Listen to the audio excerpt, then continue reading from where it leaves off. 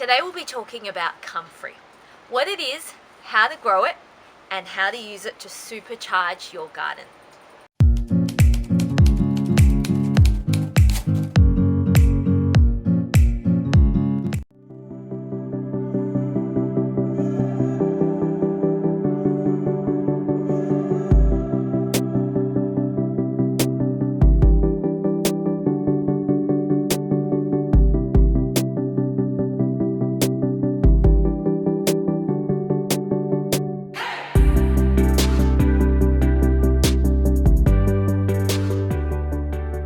Hi guys, it's Jan from Melbourne Foodforest. Thanks for visiting our channel.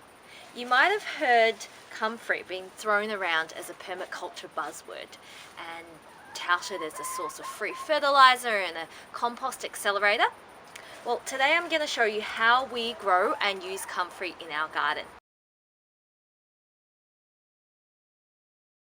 First up, what is comfrey? Well, comfrey is a big leafed plant, as you can see here, one of ours. It's massive. It's in the same family as borage, so it's got those large furry leaves, not as prickly as borage, and don't worry, nowhere near as prickly as stinging nettle, I'm pleased to report. So I'm sitting here touching this and it's all fine. It grows up to about 1 metre tall, so this is about as tall as it gets, and it's a plant that's native to Asia and Europe. So something you might not realise is there's many different types of comfrey. So we grow 2 types in our garden. We've got a short growing, almost ground cover like one with deep purple flowers and much smaller leaves. And then we've got this variety here with massive leaves and white bell-shaped flowers, and it's quite tall growing. This one gets close to 1 metre. This variety is called Russian comfrey, and there's heaps more varieties out there. Now, why would you want to grow comfrey? Well, it is a beautiful plant, but it's not just grown for its looks. It's a wonderful permaculture plant which performs many different functions. Firstly, you'll see its pretty bell-shaped purple flowers, and they are beloved by beneficial insects and bees.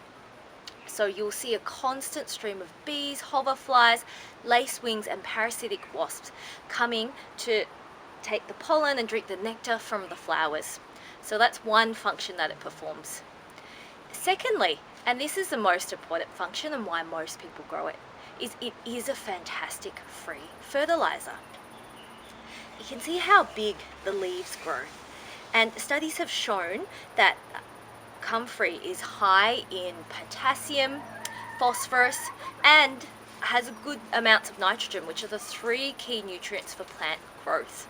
Now, part of the reason for this is because comfrey has very long roots, so it can tap into parts of the ground that other plants can't reach and brings up nutrients into its leaves. I find because of its long tap root that it is a very fast grower, it's tough and resilient, and you can cut it back regularly and it will keep bouncing back many times a season. So these leaves are a great source of biomass for your soil and fertilizer and nutrients for your plants and compost. Thirdly, you'll often hear comfrey being used for its medicinal properties. So traditionally, over thousands of years, Romans and Greeks have used it in wound healing in battles. So you can break some off and put it under a bandage and help speed up, stop bleeding and speed up wound healing. So give it a go. I'd say on a backyard scale, the main reasons you grow it are because it can make a wonderful ground cover and or garden edging, as we have here, and for the fertilizer function. Well, how do you grow comfrey? The good news is comfrey is very easy to grow. The hardest bit can be getting your hands on some. So go visit a good specialty nursery, one that stocks unusual edibles, and you'll be sure to find it there. Or tap into your local gardening community, and you can easily take a root cutting or a small plant from another gardener. The best time to try and establish comfrey is over the cooler seasons of the year, so usually early spring, late winter or autumn. And simply take a bit of the root or the plant and bury it where you'd like it to go. It's not very fussy. Comfrey does die back in the cooler months because it is, it does like the warmth and it grows in the warmth. So in our climate, in a cool temperate climate, we find that it slows down in winter. So you still have some green leaves, but it's not in a growth phase. In areas with frost, you'll find that it dies back, but don't worry, come spring, its big beautiful furry leaves are going to re-emerge again from the soil. It's just dormant. Comfrey does appreciate sun protection from the harsh afternoon sun. Its leaves are big and furry and it can burn under intense heat. So we find the best places to grow them in our backyard are along the edges of our veggie beds, but on the side that gets protection from the afternoon western sun. Or you can grow it under fruit trees in those difficult spots where they're dry and shady and nothing else will grow. Comfrey will happily grow there.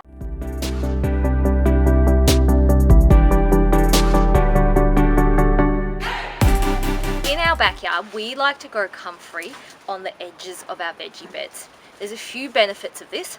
The main one being comfrey can catch the runoff of water and nutrients as they leach out of your veggie beds. So in this sense, it prevents when you're watering and it seeps out the edges, or fertilizing and it seeps out, it prevents these nutrients and water from going to waste, and it captures it in its big leaves, which is wonderful because it means you can then return these back into the soil rather than losing them from your garden altogether. Another benefit of this is that we don't need to dedicate any bed space just to comfrey. To be honest, we don't have any space to otherwise grow it, so it's such a convenient way to use the edges in permaculture, and edges are a big thing. So you use the special conditions on the edge of your veggie beds, which have those extra nutrients and water, but can also be tough areas to grow because we never actually water or feed our comfrey itself. But because of its long taproot, it's tough and it thrives in this spot. Another benefit is that, as you can see here, once it's lush and ready for harvest, it blocks our paths between our garden beds, so we can't actually walk through anymore. And this is a good thing because it's a reminder to us that it's time to harvest it. And over the spring, summer seasons, you can cut back your comfrey 4 to 5 times and it will bounce back. So you can get a lot of nutrients and a lot of harvests out of it. So this is a reminder to us now. We can't get through our veggie beds. We must harvest our comfrey right now. And finally, as with any plant, the more love you give it, so the more water and nutrients, the better and bigger it's going to become. So growing it on the edge of the veggie beds, we have that benefit of it's just taking up the excess nutrients and water, and we don't need to feed it itself, but it still looks pretty magnificent. Comfrey is not too fussed about soil types and will happily grow in clay or sandy soil like ours. Be warned though, it is known for being weedy, a little notorious in that respect. For me, I actually love tough plants that give you lots of nutrients. So I see that as a benefit, something that comes back on its own without too much effort. And for me, if it's in a spot I don't want it to be, I'll just dig it up or pull it out, give it away to a friend, or you can drop it onto your soil or compost as free nutrients. So it is a bonus, but that's something you want to be careful of if you're worried about its weedy potential. Plant it somewhere where it can be more confined, like in a garden bed.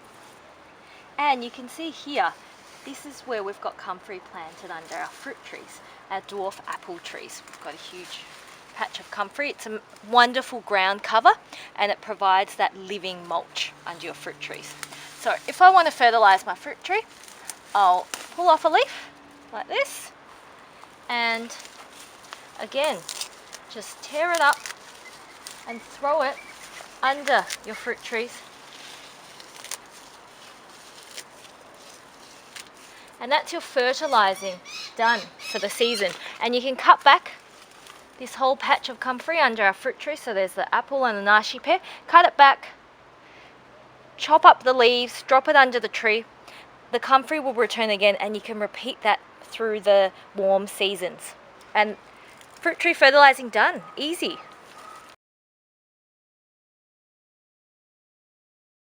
Finally, let's talk about how you use comfrey in your garden. So the easiest and laziest way, and I have to admit the way that we use most often, is simply to tear off one of these leaves. You can use gloves if you don't like the prickles, but I find them not too bothersome. Pull off a leaf like this and simply tear it up onto your soil. And so what you're doing here is not only are you mulching the soil and protecting the surface of the soil, but as the comfrey breaks down, it will simultaneously feed your soil. And as I mentioned before, it's very high in all of the nutrients that your plants need. So it is a wonderful, wonderful free fertilizer. And it really is as simple as this. This is great lazy gardening technique, which I love. Another popular way to use comfrey is comfrey tea. And I'm going to show you how to brew up your own batch of comfrey tea. First thing to do, get some secateurs, and you'll want a big bunch of leaves for this. So you want enough to fill about half a bucket. And you can use gloves for it if you find it too prickly.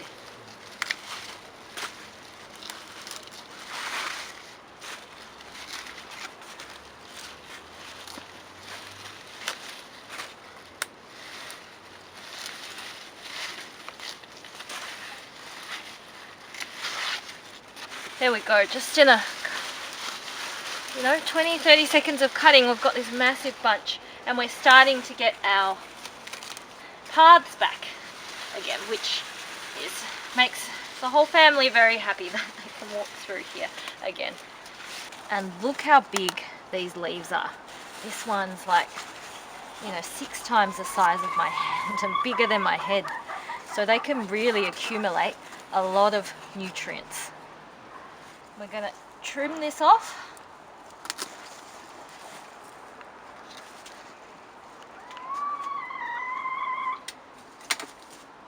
Massive, as big as a fan.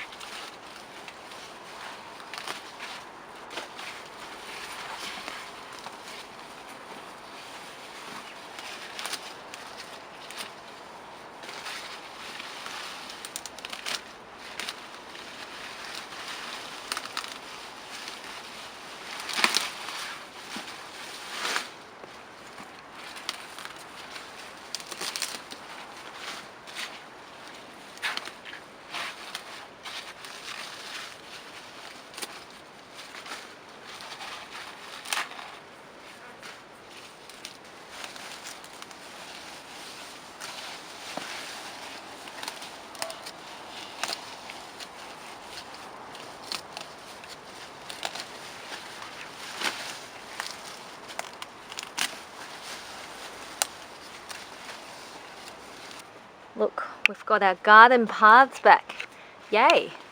And we've fertilised our plants and mulched them at the same time.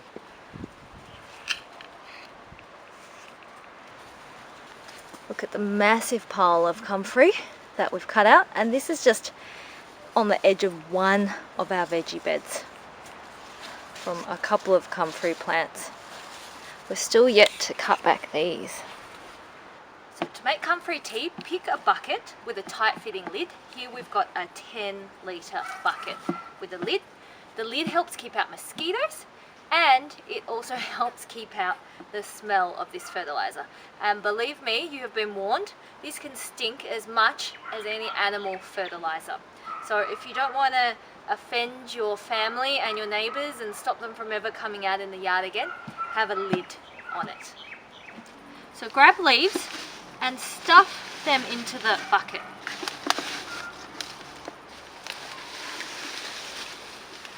You want to half fill the bucket with leaves.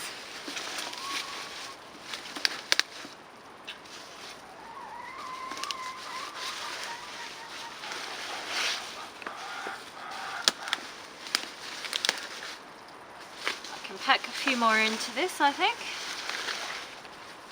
Pack it down. Okay, so that's about half filled. And then we top up the rest of it with water.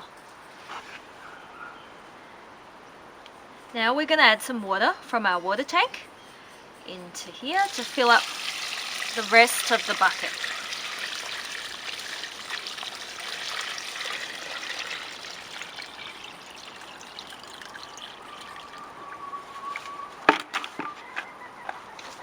Now pop the lid firmly on and put it somewhere safe where no one's accidentally likely to come upon it.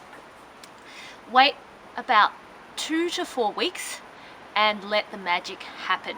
So this will ferment into a black goo and it will look like a concentrated fertilizer once it's done.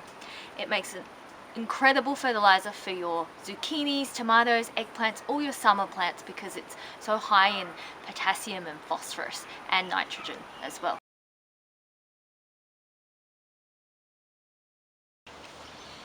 Our comfrey tea has been stewing for about a month, so let's take a look at it. Feels a bit like a magician. Ta-da!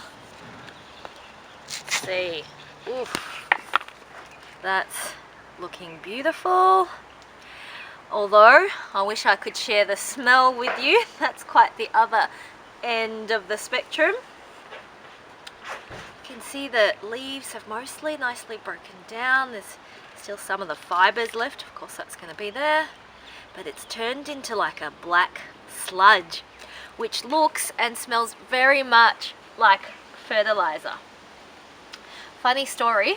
We had some garden workshops and tours this year, and my mum came over to help us, get the garden ready before the tour.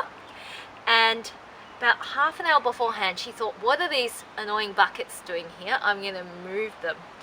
And so that's why I've only got one bucket left, even though we stewed a few. So she was lifting it and the handle broke and it spilled all over this pathway here, just before our guests were going to arrive for the tour.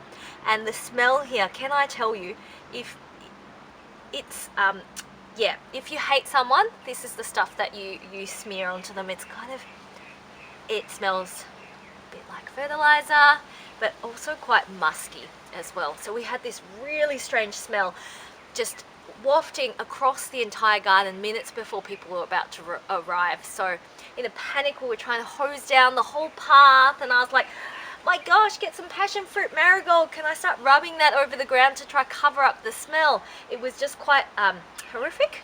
So I think we did manage to get rid of most of the smell, at least by the time the guests arrived, but I do apologize to anyone who was here for that tour. So this stuff is really potent, and don't spill it on yourself, or maybe you will put it on your fence to deter neighbors and maybe even possums. It could work, spraying it onto plants to deter pests. So what we're going to do is, you can see how it's quite dark colored and it's very opaque, so not transparent at all. It's thick and rich. What we need to do is to dilute this before use, and I'll show you how to do that now.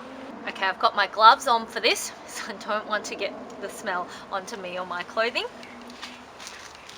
I'm going to use this to dispense some of this beautiful sludge, which is actually liquid gold, our own amazing fertilizer for our plants. I've got a 9-litre watering can. I'm going to put some in. And what we're looking for is the color of weak tea. And you can see that bubbling and fizzing. It's actually jumping. It's alive. It is living formula. It's got good microbes in it. There we go, add a bit more. You can see that popping. Okay. Stir that up. Don't splash any onto yourself, and look, I think that's about right. Looks like a bit see-through still. You don't want it too thick. And colour of weak tea is what we're looking for. So what you can see here is this bucket is really potent. A little goes a long way, and it's going to help fill many watering cans and it's going to feed so many plants in your garden. So give it to your best plants to give them a boost. Right now I'm going to take this to go feed our cucamelons because they really need a bit of a nutrient boost. So let's go. There are our cucamelons. You can see how productive they are, and that some of the leaves are going a bit yellow. That tells me they're hungry and they need a good feed, and this comfrey is going to do it for them. So I am going to water that in, give it some of this delicious food. There we go.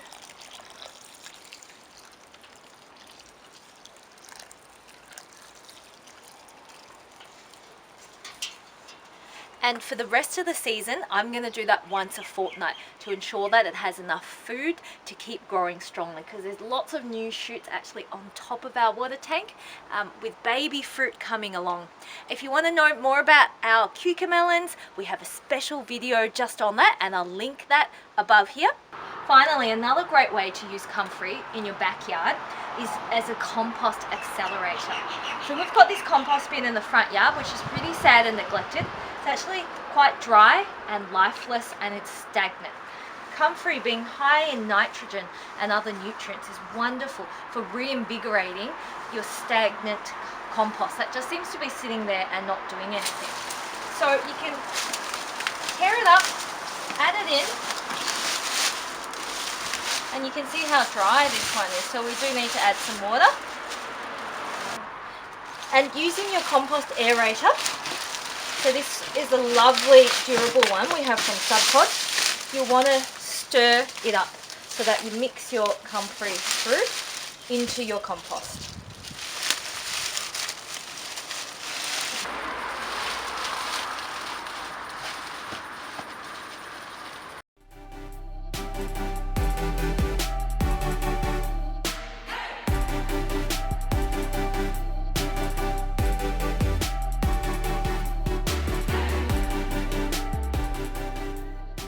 Well, that's it on comfrey. As you can see, our garden is flourishing, being fed with comfrey. It means we need to bring in way less manures and fertilizers from off-site. We can grow it here in our own garden, which is awesome. I hope that's given you some tips and ideas on how to grow and use comfrey in your garden. As always, if you enjoyed this video, please remember to like it and subscribe to our channel. We can only keep making quality content with your support. Thank you for watching, and until next time.